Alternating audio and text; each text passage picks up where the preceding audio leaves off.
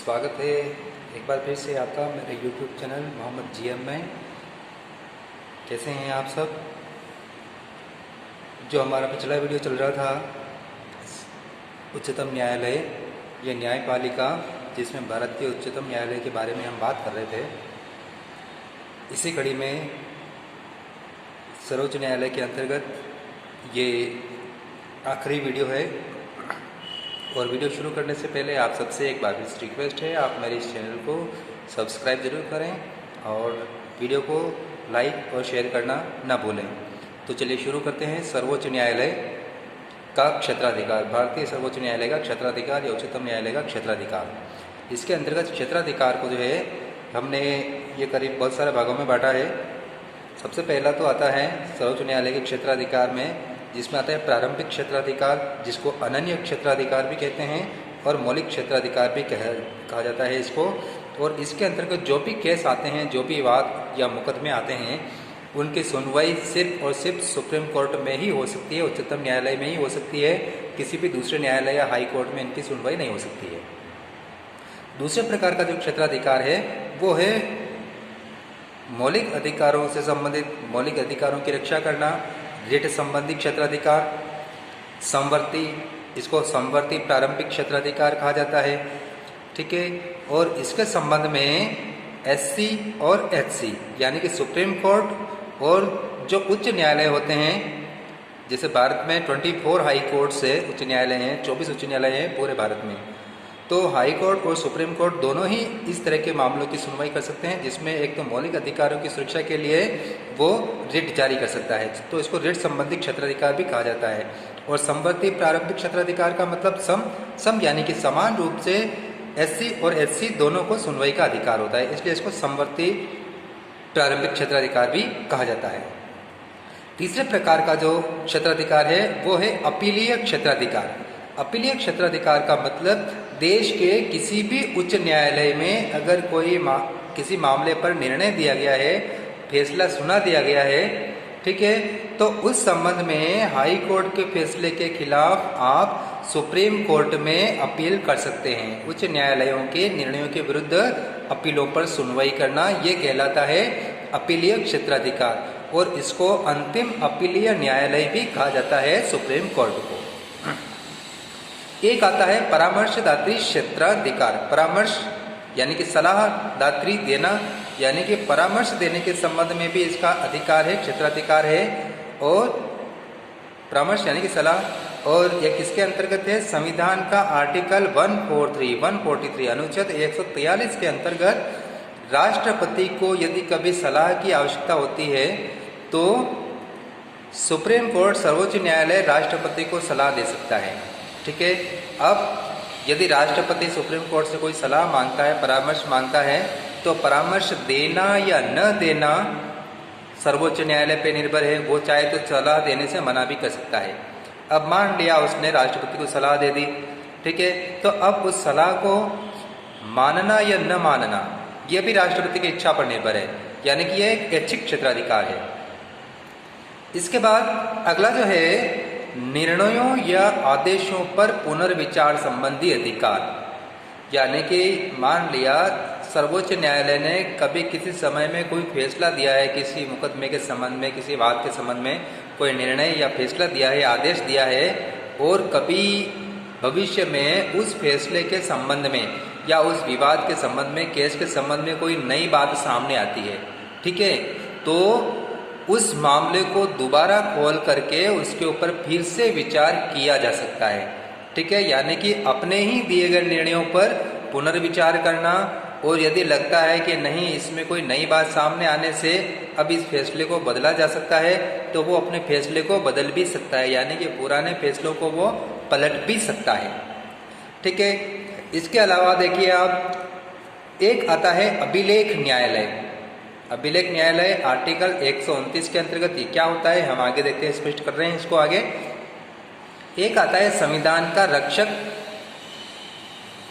जिसके अंतर्गत सर्वोच्च न्यायालय को न्यायिक पुनरावलोकन का अधिकार है संविधान की सुरक्षा करने के लिए। ठीक है। ये क्या होता है ये भी हम अभी आगे देखते हैं।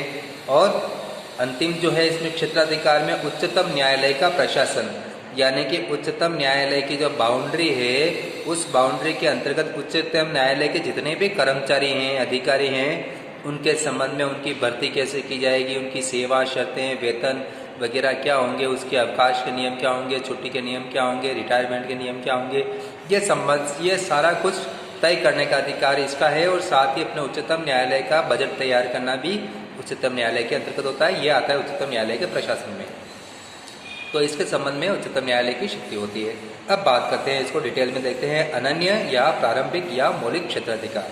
तो एक बार फिर से वीडियो शुरू करने से पहले आपसे निवेदन है, आप मेरे इस चैनल को जरूर सब्सक्राइब करें और इस वीडियो को लाइक और शेयर जरूर करें। तो चलिए शुरू करते हैं। अनन्य, प्रारंभिक या मौलिक क्षेत्राधिकार, जिसके अंतर्गत सुनवाई का अधिकार। इसके संबंध में जितने भी मामले आते हैं उन पर सुनवाई का अधिकार केवल सुप्रीम कोर्ट यानी कि उच्चतम न्यायालय, सर्वोच्च न्यायालय के पास है। अब किस प्रकार कौन कौन से मुकदमे आते हैं वो देखिए आप। यदि संघ सरकार और राज्यों के बीच में कोई विवाद हो, केंद्र सरकार या भारत सरकार और राज्यों के बीच में कोई विवाद हो, तो वो फिर एक राज्य का दूसरे राज्य के साथ में या एक राज्य का कई राज्यों के साथ में अगर कोई विवाद है, ठीक है, तो उसके संबंध में भी सुनवाई का अधिकार एकमात्र इसके पास है, सुप्रीम कोर्ट के पास में, ठीक है। इसके अलावा अंतर्राज्यीय नदियां, ऐसी नदियां जो दो या दो से अधिक राज्यों में बहती है, तो बहुत बार क्या है कि उन नदियों में से कितना पानी कौन सा राज्य इस्तेमाल करेगा, ठीक है। तो पानी का बंटवारा किस प्रकार किया जाएगा, इसके संबंध में भी राज्यों के बीच में विवाद होता है, सीमा विवाद होता है राज्यों के बीच में, ठीक है ना। इसके संबंध में सिर्फ और सिर्फ सुप्रीम कोर्ट सुनवाई कर सकता है, ठीक है।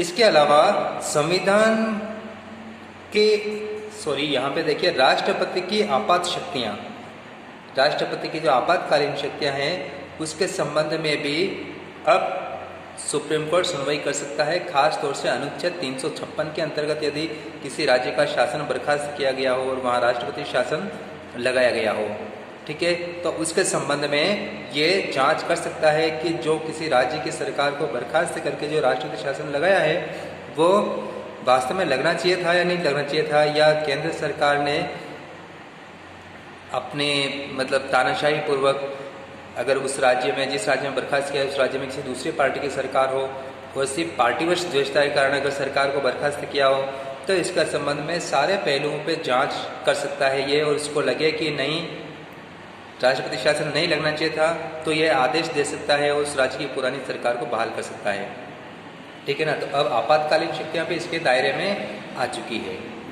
ठीक है। फिर संविधान के अनुसार संघ और राज्य की शक्तियों की व्याख्या करना, यानी कि संविधान ने जो शक्तियों का विभाजन किया है, संघ सूची, राज्य सूची, ये सूचियाँ बना करके, तो उन शक्तियों की व्याख्या भी कर सकता है। और वो ध्यान रखता है कि संघ सरकार राज्य के विषय में दखल न दे अनावश्यक, ठीक है, और राज्य सरकार संघ के संबंध में कोई भी कार्य न करे, संघ की शक्तियों का वो प्रयोग ना करे, तो इसके संबंध में भी वो ध्यान रखता है। यानी कि दोनों के शक्तियों की व्याख्या करता है और दोनों ही सरकारों के क्षेत्राधिकार का भी वो ध्यान रखता है, ठीक है। अब दूसरा जो आ रहा है मौलिक अधिकारों का रक्षक, जिसके अंतर्गत वो मौलिक अधिकारों की रक्षा कैसे करता है, रिट जारी करके। और रिट कितने प्रकार की होती है, 5 प्रकार की रिट होती है। हम मूल अधिकारों में पहला जो चैप्टर था उसके अंतर्गत देख चुके हैं। और ये आता है संवर्ती प्रारंभिक क्षेत्राधिकार, ठीक है। संवर्ती मतलब समान रूप से हाई कोर्ट और सुप्रीम कोर्ट दोनों ही इसके संबंध में सुनवाई कर सकती है। अब सुप्रीम कोर्ट सुनवाई करती है आर्टिकल 13 और आर्टिकल 32 के अंतर्गत, ठीक है। और जो हाई कोर्ट सुनवाई करता है वो आर्टिकल 226 के अंतर्गत हाई कोर्ट में, उच्च न्यायालय में अपील की जा सकती है अपने अधिकारों की सुरक्षा के लिए। और इसके लिए जो है न्यायपालिका 5 प्रकार की रिट जारी करती है। बंदी प्रत्यक्षीकरण, यदि किसी को बंदी बनाया गया हो तो न्यायालय में प्रस्तुत किया जाए। परमादेश, प्रतिषेध, उत्प्रेषण और अधिकार परीक्षा। डिटेल में देखना है तो आप मेरे मूल अधिकारों से संबंधित जो पुराना वीडियो है उस पर आप विजिट करें। इसके संबंध में नागरिक जो है उच्च या उच्चतम न्यायालय में अपील कर सकता है और दोनों में अपील कर सकता है, इसलिए यह संवर्ती क्षेत्राधिकार कहलाता है। अब बात करते हैं अपीलीय क्षेत्राधिकार, यानी कि उच्च न्यायालय, देश के जितने भी उच्च न्यायालय हैं, 24 उच्च न्यायालय हैं, हाई कोर्ट हैं, तो इनके संबंध में अगर कोई हाई कोर्ट कोई फैसला देता है और उस फैसले से अगर आप संतुष्ट नहीं हैं तो आप एक निश्चित समय सीमा में, जो 2 महीने 3 महीने की समय सीमा होती है, फैसले के बाद उतने टाइम के अंदर अंदर आपको सुप्रीम कोर्ट में अपील करनी होती है। तो सुप्रीम कोर्ट जो है हाई कोर्ट के निर्णय के खिलाफ अपील सुन सकता है। तो इसको 4 वर्गों में बांटा गया है, 4 प्रकार की अपीलें की जा सकती है।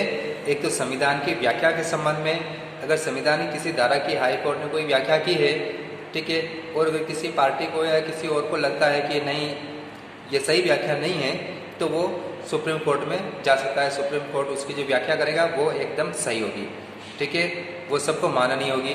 फिर दीवानी यानी कि लेन देन, धोखाधड़ी, उत्तराधिकार, वसीयत, ठीक है ना, इनसे संबंधित जितने भी मामले होते हैं वो होते हैं दीवानी मुकदमे, ठीक है ना। तो इसके संबंध में भी सुप्रीम कोर्ट में आप अंतिम सुनवाई कर सकते हैं, अपील कर सकते हैं। फौजदारी का मतलब मारपीट, लड़ाई झगड़े, हत्या, बलात्कार वगैरह जो भी मामले होते हैं उसके संबंध में अंतिम सुनवाई सुप्रीम कोर्ट में होती है। फिर उच्च न्यायालय या फिर किसी विशिष्ट न्यायाधिकरण, विशिष्ट न्यायाधिकरण का मतलब अपने देश में बहुत सारे मामले चलते रहते हैं, डिपार्टमेंटल मामले भी चलते हैं। किसी भी डिपार्टमेंट में अगर कोई विवाद हो किसी तरह का, किसी अधिकारी के खिलाफ कोई आया हो केस, तो उस विभाग के अंतर्गत क्या एक कमेटी बनाई जाती है जिसके अंदर न्यायाधीश वगैरह भी होते हैं और वो उस केस की सुनवाई करके फैसला देती है। फिर जैसे सीबीआई कोर्ट भी होती है। तो ये क्या है, विशिष्ट न्यायालय होते हैं, ठीक है। तो इन विशिष्ट न्यायालयों के फैसले के खिलाफ भी सुप्रीम कोर्ट में अपील की जा सकती है। अब बात करते हैं परामर्शदात्री क्षेत्राधिकार का। परामर्शदात्री क्षेत्राधिकार में देखिए आप कि संविधान का जो अनुच्छेद है 143 इसके अंतर्गत राष्ट्रपति द्वारा मांगे जाने पर सुप्रीम कोर्ट सलाह देता है, सर्वोच्च न्यायालय सलाह देता है। अब सलाह देना या न देना, सलाह देना या न देना न्यायालय की इच्छा पर है और सलाह को मानना या न मानना राष्ट्रपति की इच्छा पर निर्भर है, ठीक है। इसके बाद 5वां जो आता है निर्णयों, यानी कि सर्वोच्च न्यायालय के जो निर्णय हैं या आदेश किसी संबंध में उसने दिया हो, किसी केस के संबंध में दिया हो, तो वो उस पर पुनर्विचार कर सकता है, उसको पुनर्विचार का अधिकार है। और ये उसको मिलता है आर्टिकल 137 के अंतर्गत, ठीक है। किसी मामले में नया तथ्य अगर सामने आ जाए तो वो अपने निर्णय को बदल सकता है, जो कि मैंने आपको बताया है। अभिलेख न्यायालय के अंतर्गत निर्णयों को साक्ष्य के रूप में, यानी कि सुप्रीम कोर्ट जो भी फैसले देता है, जो भी निर्णय करता है, ठीक है, किसी केस के संबंध में, अगर मान लिया वैसा ही केस अगर दोबारा भविष्य में कभी आता है तो उसके संबंध में सुप्रीम कोर्ट ने जिस तरह से निर्णय दिया था, ठीक है, उन निर्णयों को अभिलेख के रूप में रखा जाएगा, रिकॉर्ड के रूप में रखा जाएगा। और भविष्य में ऐसे मुकदमों के संबंध में पुराने जो फैसले हैं उन फैसलों के आधार पर जो है नए केसेस का निपटारा किया जाएगा, ठीक है। तो उसको साक्ष्य के रूप में स्वीकार किया जाता है, इसलिए इसको अभिलेख या रिकॉर्ड न्यायालय भी कहते हैं। और साथ ही एससी को न्यायालय की अवमानना पर दंड देने का अधिकार है। यदि कोई व्यक्ति, न्यायालय का कोई व्यक्ति, कोई संस्था या सरकार ही क्यों न हो, कोई पार्टी हो सकती है, अगर कंपनी भी हो सकती है, अगर ये लोग, अगर न्यायालय ने जो आदेश दिया है, जो फैसला किया है, अगर उस फैसले के प्रति असहमति जताते हैं और उस फैसले की आलोचना करते हैं, तो उस आलोचना को, असहमति को न्यायालय की अवमानना समझा जाएगा और न्यायपालिका आपको दंड सुना सकती है। कंपनी को, व्यक्ति जो भी है उसको दंड सुना सकती है, दंड दे सकती है। 7वां जो है इसमें संविधान का संरक्षक या संविधान की सुरक्षा करना और न्यायिक पुनरावलोकन की शक्ति खास तौर से इसके अंतर्गत आती है। अब न्यायिक पुनरावलोकन क्या होता है वो देखिए कि कार्यपालिका ने अगर कोई आदेश दिया हो या व्यवस्थापिका यानी कि संसद, विधानसभा ने अगर कोई विधि बनाई हो, निर्मित विधियां यानी कि कोई विधि या कानून बनाया हो, लेकिन यदि सुप्रीम कोर्ट को ये लगता है या हाई कोर्ट को भी अगर ये लगता है कि वो कानून संविधान के विपरीत है, संविधान की किसी धारा का, प्रावधान का उल्लंघन कर रहा है, ठीक है, तो उस विधि की संवैधानिकता यानी कि वो संविधान के अनुकूल है कि नहीं है, उसकी वो जांच कर सकता है। और उसको लगता है कि ये संविधान के किसी प्रावधान के खिलाफ जा रहा है, ठीक है, उसके विपरीत जा रहा है या संविधान का उल्लंघन करता है किसी भी स्थिति में, ठीक है ना, तो उस विधि को, कानून को सुप्रीम कोर्ट या हाई कोर्ट, जहाँ पर भी एक केस लाया जाता है, वो कोर्ट उसको रद्द कर सकती है। और अंतिम जो है इसमें उच्चतम न्यायालय का प्रशासन, जिसके अंतर्गत वो अपने कर्मचारियों की भर्ती करता है, सेवा शर्तें तय करता है, इसका उसको अधिकार होता है।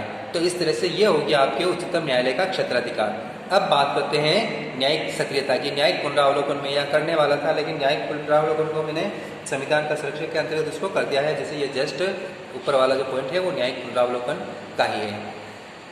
अब बात करते हैं हम न्यायिक सक्रियता। सक्रिय मतलब एक्टिव हो जाना, सिर्फ न्याय के लिए एक्टिव हो जाना। अब जरूरी नहीं है कि उस एक्टिवनेस के लिए कोई केस न्यायपालिका में दाखिल हो, जरूरी नहीं कोई केस दाखिल किया ही जाए। न्यूज़पेपर्स में, मीडिया में किसी एक खास स्पेशल तरह के न्यूज़ अगर देखती है तो उस न्यूज़ के सहारे भी जो है वो क्या कर सकती है, न्यायपालिका एक्शन ले सकती है, ठीक है ना। तो उसका न्यायपालिका का अपनी तरफ से आगे बढ़ करके एक्शन लेना ही न्यायिक सक्रियता कहलाता है। तो ये जो न्यायिक सक्रियता जो है वो न्यायपालिका के वर्तमान कार्यों में एक क्रांतिकारी परिवर्तन है। यानी कि बिना फॉर्मेलिटी के, अगर फॉर्मेलिटी तो होती है कि पहले न्यायपालिका में केस जाए, अब यहाँ पे बिना केस के भी वो अपनी तरफ से किसी बात को लेकर के, किसी घटना को लेकर के, या अपने राष्ट्रीय समाज में, राजनीति में जो कुछ भी हो रहा है आजकल, उसको देख करके अगर अपनी तरफ से अगर कोई वो एकदम से एक्शन ले ले तो वो कहलाता है क्रांतिकारी कार्य। तो एक क्रांतिकारी परिवर्तन है जिसके लिए औपचारिक रूप से केस आना जरूरी नहीं है। तो इसके माध्यम से क्या होता है कि समाज के कमजोर वर्ग यानी कि ऐसे वर्ग जो न्याय प्राप्त करने के लिए कोर्ट में नहीं जा सकते, क्योंकि कोर्ट में वकीलों की फीस बहुत हाई होती है, बहुत लंबे लंबे टाइम तक चलते हैं, ठीक है ना। तो वो ऐसे आदमी, ऐसे कमजोर वर्ग जो कोर्ट की फीस को अफोर्ड नहीं कर सकते, ठीक है ना, जो उनके बस से बाहर है, और वो चुप हो जाते हैं, अपने न्याय के लिए वो आवाज़ नहीं उठा पाते। तो ऐसे लोगों के लिए तो इसके अंतर्गत क्या होता है कि पीड़ित पक्ष यदि आर्थिक या सामाजिक रूप से दुर्बल है, वो स्वयं न्यायपालिका में नहीं जा सकता है, न्यायपालिका के अंतर्गत वकीलों की फीस वगैरह वो सहन नहीं कर सकता है। तो ऐसी स्थिति में क्या होता है कि या तो वो खुद, यानी कि पीड़ित पक्ष या तो खुद जा सकता है, या उसकी ओर से कोई दूसरा व्यक्ति या कोई संगठन भी हो सकता है, उसकी ओर से न्यायालय में केस कर सकता है, बात दायर कर सकता है, ठीक है, और न्यायपालिका उसके ऊपर सुनवाई कर सकती है, ठीक है। पहले क्या होता था कि जिस व्यक्ति के साथ अन्याय होता था उस व्यक्ति को स्वयं जाना पड़ता था। उसके बाद क्या उसने निर्णय दिया, ये इस वाले निर्णय में उसने क्या दिया था कि उसकी तरफ से जरूरी नहीं कोई वो व्यक्ति आए जिसके साथ कोई अन्याय हुआ हो, उसकी जगह पे कोई दूसरा व्यक्ति भी उसका केस कोर्ट में ला सकता है, कोर्ट के संज्ञान में यानी कि जानकारी में ला सकता है। अब न्यायिक सक्रियता, ठीक है, इसकी सुनवाई मतलब न्यायिक सक्रियता कब से शुरू हुई, इसको एक और शब्द याद रखना, जनहित याचिका। यानी कि जनता के एक बड़े समूह की भलाई के लिए, उसके हित के लिए अगर कोई संगठन या कोई व्यक्ति याचिका दाखिल करता है तो वो कहलाती है जनहित याचिका, ठीक है। दोबारा एक बार फिर से, जनता के एक बड़े समूह के हित से जुड़ी हुई जो याचिका जो किसी व्यक्ति या संगठन द्वारा न्यायपालिका में दाखिल की जाती है वो जनहित याचिका कहलाती है। हाई कोर्ट और सुप्रीम कोर्ट में ही दाखिल की जा सकती है और किसी भी कोर्ट में दाखिल नहीं की जा सकती है। और न्यायिक सक्रियता के अंतर्गत न्यायपालिका अगर अपनी तरफ से एक्शन लेती है तो वो भी सिर्फ सर्वोच्च न्यायालय या उच्चतम न्यायालय, सुप्रीम कोर्ट और हाई कोर्ट ही ले सकते हैं, दूसरे छोटे मोटे जिला न्यायालय या खंड न्यायालय नहीं ले सकते, ठीक है। चलिए शुरू करते हैं। तो 1979 में तो उस समय क्या था, एक नाम वो याद रखना, P.N. भगवती, ये न्यायाधीश थे। अभी जो जिनकी बात अपन करने जा रहे हैं उसके संबंध में फैसला देने वाले ये न्यायाधीश थे। तो 1979 में ऐसे मामलों की सुनवाई प्रारंभ की कोर्ट ने जिसके द्वारा पीड़ित लोगों की बजाय दूसरे लोगों ने मामले दाखिल करवाए। यानी कि पीड़ित लोग स्वयं नहीं गए बल्कि उनकी जगह दूसरे लोगों ने मुकदमे दाखिल किए और निर्णय, यानी कि निर्णय के ऐसे मामलों में, यानी कि सुप्रीम कोर्ट के जो निर्णय दिया उसके अनुसार ऐसे मामलों को भविष्य में जनहित याचिका माना जाएगा। ठीक है ना, पीड़ित लोगों के बजाय, यानी कि पीड़ित लोग नहीं गए, उनकी जगह दूसरे लोगों ने या प्राइवेट संस्थाओं ने, स्वयंसेवी संस्थाओं ने मुकदमा दायर किया हो गया। तो इसके संबंध में न्यायपालिका ने निर्णय दिया कि इस तरह के अगर कोई मामले आते हैं तो उनको जनहित याचिका कहा जाएगा। बस शर्त यही है कि वो एक बड़े जन समूह से जुड़ा हुआ होना चाहिए, दूसरा किसी व्यक्ति या संगठन विशेष के स्वार्थ से जुड़ा हुआ ना हो, ठीक है ना। जैसे पर्यावरण सुरक्षा, पर्यावरण को जो नुकसान पहुंच रहा है वो, ठीक है ना। फिर महानगरों में स्लम की समस्या है जिसके ऊपर सरकारें कुछ नहीं करती है, ठीक है ना। फिर उद्योगों को, इंडस्ट्रीज़ को आबादी एरिया से बाहर निकालना, आबादी वो इंडस्ट्रीज़ एरिया में बहुत सारा प्रदूषण होता है, तो वो प्रदूषण क्या करता है कि वो जो आबादी होती है, उस बस्ती में रहने वाले लोग होते हैं, उनके लिए वो बहुत नुकसानदेह होती है वो प्रदूषण। इसलिए इस तरह के उद्योगों को शहरों से बाहर निकालना, इसके संबंध में बहुत सारे फैसले दिए हैं कोर्ट ने। जैसे दिल्ली के अंतर्गत जितने भी प्रदूषण फैलाने वाली इकाइयाँ थी, यूनिट्स थी, इंडस्ट्रीज थी, उनको दिल्ली से बाहर निकाल दिया गया, ठीक है ना। और वो भी सरकार खुद स्वयं कुछ नहीं कर रही थी, इसलिए लोगों ने कोर्ट में अपील की, तो उसको जनहित याचिका के अंतर्गत कोर्ट ने उसको लिया और फैसला सुनाया कि एक टाइम के अंतर्गत इनको बाहर निकाला जाए। और अभी एक हाल ही में कुछ दिनों पहले ही, अगर आपको पता हो, तो सुप्रीम कोर्ट ने BS4 वाहनों के ऊपर प्रतिबंध लगा दिया था, ठीक है। BS4 व्हीकल पर प्रतिबंध लगा दिया और कुछ कंपनियां गई थी कि हमारे पास इतना सारा स्टॉक पड़ा हुआ है और बहुत नुकसान हो जाएगा। सरकार ने भी उनकी तरफ से पैरवी की, तो उसके लिए सुप्रीम कोर्ट ने एक समय सीमा निर्धारित कर दी कि आप इतने समय के 2 महीने 3 महीने जो है, इसके अंतर्गत आपके पास जो पुराना स्टॉक पड़ा हुआ है वो आप बेच सकते हैं। इस तरह से उसके बाद कोई भी BS4 का वाहन नहीं बिकेगा, सिर्फ BS6 के वाहन ही बिकेंगे। तो इस तरह के फैसले सरकारें कुछ नहीं कर रही थी, सरकार को तो सिर्फ अपने टैक्स की पड़ी हुई है, राजनीतिक दलों को सिर्फ अपने चंदे से मतलब है, ठीक है ना। तो ऐसे में जनता की आवाज़ कौन सुनेगा? तो जनता की आवाज़ सुनने वाली कौन है? कोर्ट है।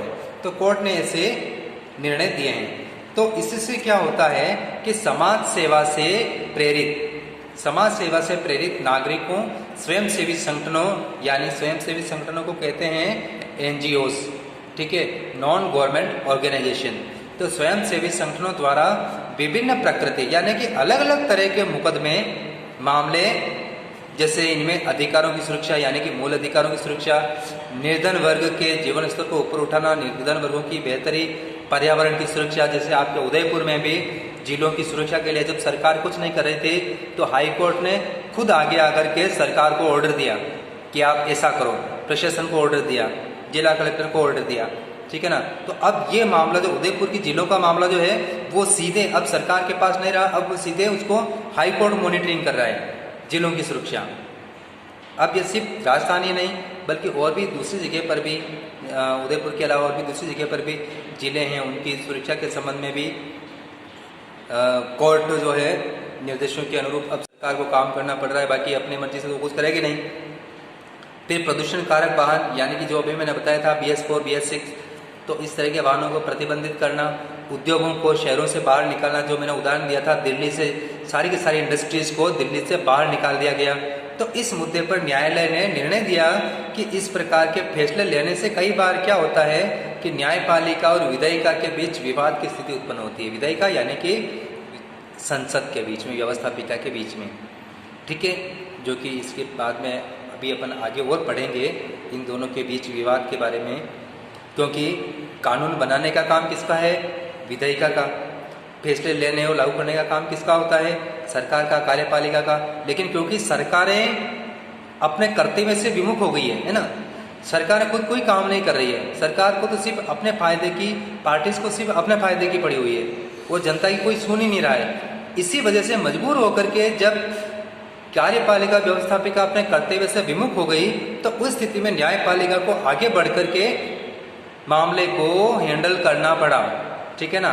तो इसकी वजह से क्या हुआ कि दोनों के बीच में विवाद उत्पन्न हुआ, न्यायपालिका और विधायिका के बीच में, न्यायपालिका और कार्यपालिका के बीच में।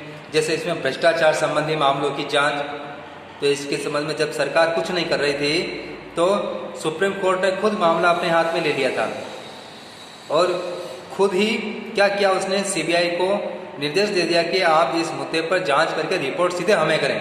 बाकी होता क्या है, वो रिपोर्ट सरकार को दी जाती है, लेकिन यहाँ पे रिपोर्ट सुप्रीम कोर्ट अपने पास मंगवा रहा है, ठीक है ना। तो इसकी वजह से क्या हुआ, सरकार और यानी कार्यपालिका और न्यायपालिका के बीच में भी टकराव की स्थिति उत्पन्न हुई।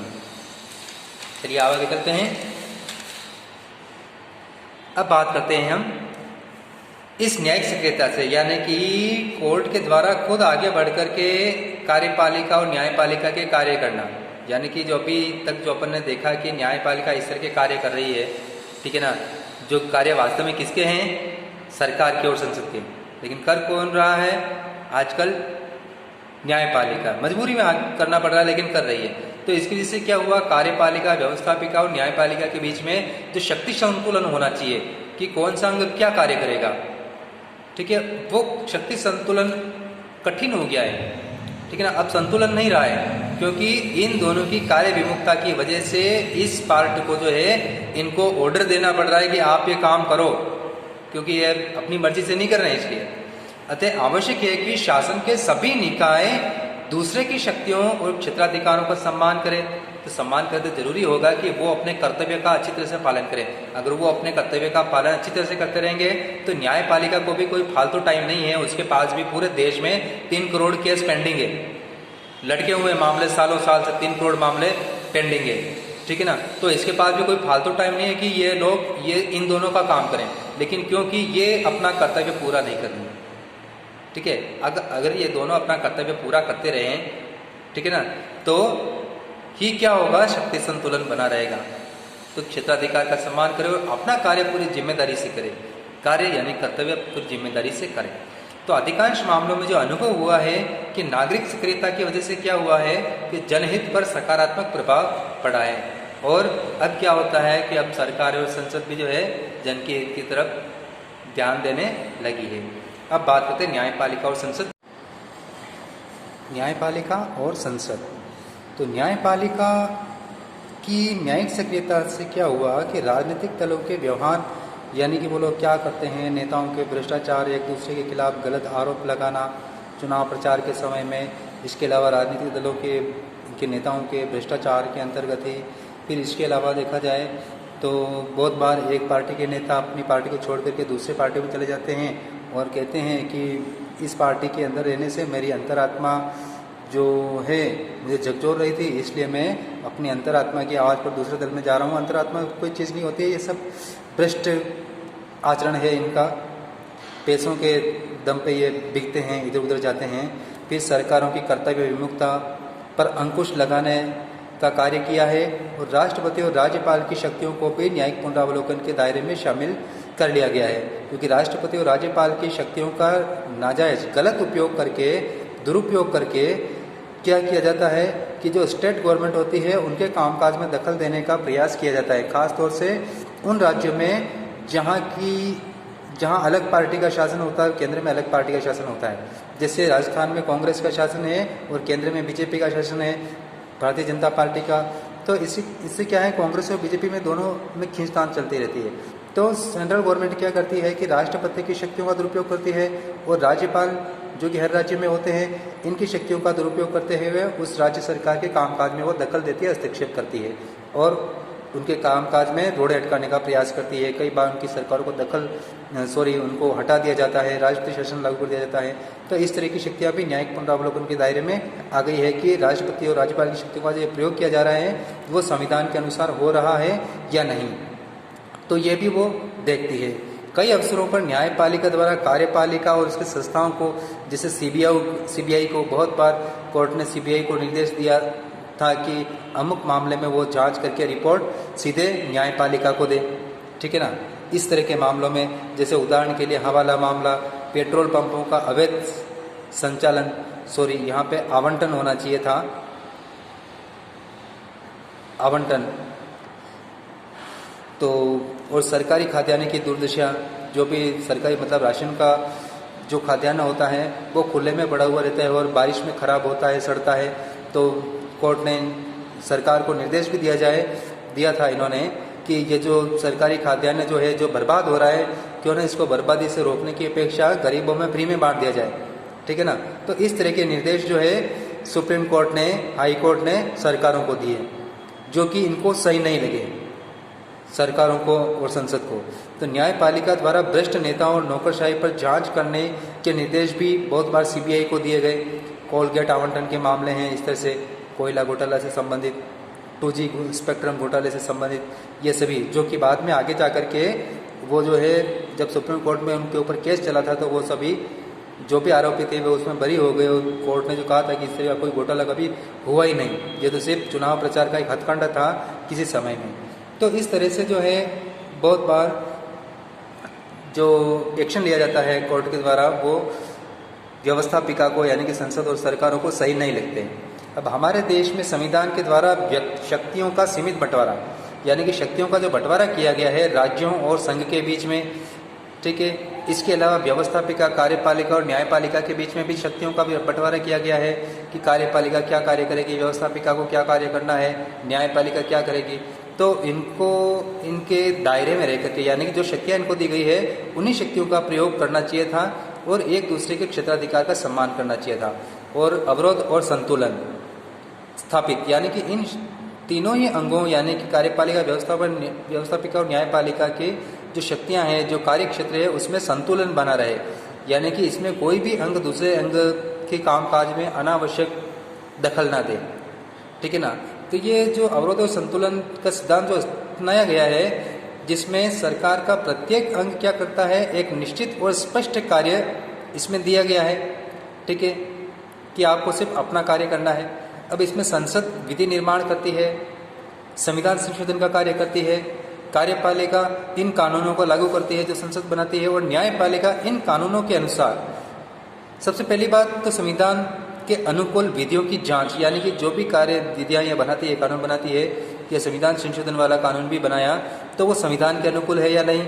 दूसरी बात, यदि कोई विवाद होता है तो उन विवादों के का समाधान करना और न्याय प्रदान करना। इन मामलों में तीनों की शक्तियाँ अलग अलग है और अपनी अपनी शक्ति के मामले में तीनों ही सर्वोच्च है। लेकिन हो क्या रहा है, कई अवसरों पर शक्ति विभाजन के उपरांत भी कई अवसरों पर व्यवस्थापिका और न्यायपालिका में तथा कार्यपालिका और न्यायपालिका में टकराव के अवसर उत्पन्न हुए हैं। किस वजह से? व्यवस्थापिका और कार्यपालिका ये दोनों अपना कार्य ईमानदारी से नहीं कर रही है, यानी कि सरकारों को जो करना चाहिए जनता के कल्याण के लिए, उनकी भलाई के लिए, वो कार्य इनके द्वारा नहीं किया जा रहा है, ठीक है, कर्तव्य से विमुख हो रहे हैं ये। इसलिए जब कुछ कार्यों के मामले में न्यायपालिका ने निर्देश दिए तो उन निर्देशों की वजह से टकराव की स्थिति उत्पन्न हुई कि न्यायपालिका जो है हमारे कामकाज में दखल दे रही है, इस बात को लेकर के। अब सबसे पहला विवाद जो खड़ा हुआ था वो देश के आज़ाद होने के 1-2 साल में ही आ गया सामने, और वो कौन सा था? संपत्ति के अधिकार को लेकर के विवाद उत्पन्न हुआ सबसे पहले। अब इसमें होता क्या था कि पहले जब राजा महाराजाओं का जमाना था तो उस समय राजा महाराजा क्या करते थे, अपने सामंतों को और जागीरदारों को बड़ी बड़ी जागीरें इनाम में देते थे, ठीक है ना। अब जागीरों में गांव के गांव उनको इनाम में दे देते थे, ठीक है। तो अब आज़ादी के बाद क्या हुआ कि जो किसान इन सामंतों के यहाँ सिर्फ बेगारी करते थे, यानी कि बिना पैसे के, बिना वेतन के या न्यूनतम वेतन में उनके यहाँ पे कार्य करते थे, ठीक है, तो उनको उससे उनका भरण पोषण भी मुश्किल हो रहा था। और दूसरी बात, सामंत और जागीरदार खुद तो कोई काम नहीं करते थे, ठीक है, दूसरों से जबरदस्ती काम करवाते थे किसानों से। तो इसलिए सरकार ने क्या किया कि उनकी जो ज़मीनें थी जो कि राजा महाराजाओं ने इनको किसी समय में दी थी रियासती काल में, ठीक है, अब वो ज़मीनें सरकार लेकर के किसानों को बांटना चाहती थी, ठीक है। तो इसको लेकर के उन्होंने कानून बनाया। तो जो जागीरदार और जो सामंत लोग थे वो कोर्ट में चले गए कि संपत्ति हमारा अधिकार है और सरकार हमें हमारी संपत्ति से बेदखल कर रही है, ठीक है। तो इन भूमि सुधार कानूनों को लागू करने के लिए सरकार द्वारा जो प्रयास किए गए उसके ऊपर न्यायपालिका ने प्रतिबंध लगा दिया था। इसलिए क्या किया कि फिर जब 1979 में हम पढ़ चुके हैं मूल अधिकारों वाले चैप्टर में, तब संपत्ति के अधिकार को सरकार ने मूल अधिकारों से हटा दिया और सिर्फ उसको एक कानूनी अधिकार बना दिया। और फिर भूमि सुधार के संबंधित जो भी कानून बनाए गए, ठीक है, वो सभी संविधान की 9वीं अनुसूची में शामिल किए गए, ठीक है। मूल संविधान में सिर्फ 8 अनुसूचियाँ थी, फिर 9वीं अनुसूची अलग से जोड़ी गई और 9वीं अनुसूची में जो भी विषय होते हैं वो न्यायपालिका के अधिकार क्षेत्र से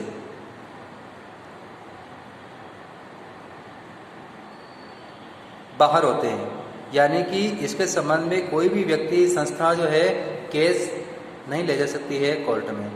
ठीक है, इसीलिए अभी वर्तमान में बहुत कई राज्यों ने अलग से आरक्षण विधेयक भी तैयार किए हैं। ठीक है, तो बहुत सारे आरक्षण विधेयक हैं, तो वो भी इस नवी अनुसूची में शामिल किए गए हैं। भूमि सुधार कानून है, इसके अलावा बहुत सारे कानून भी इसमें शामिल किए गए हैं ताकि उनको कोर्ट में किसी तरह का चैलेंज नहीं किया जा सके। तो इस तरह से हमारा न्यायपालिका वाला चैप्टर जो है वो यहीं पर फिनिश होता है, और जल्दी ही मिलेंगे हम एक नए चैप्टर के साथ में अपने नए वीडियो में। तब तक आपसे इजाज़त लेना चाहते हैं, और आपसे एक बार फिर से निवेदन है, आप मेरे चैनल को मोहम्मद जियान ज़रूर सब्सक्राइब करें और वीडियो को लाइक और शेयर करना ना भूलें। धन्यवाद।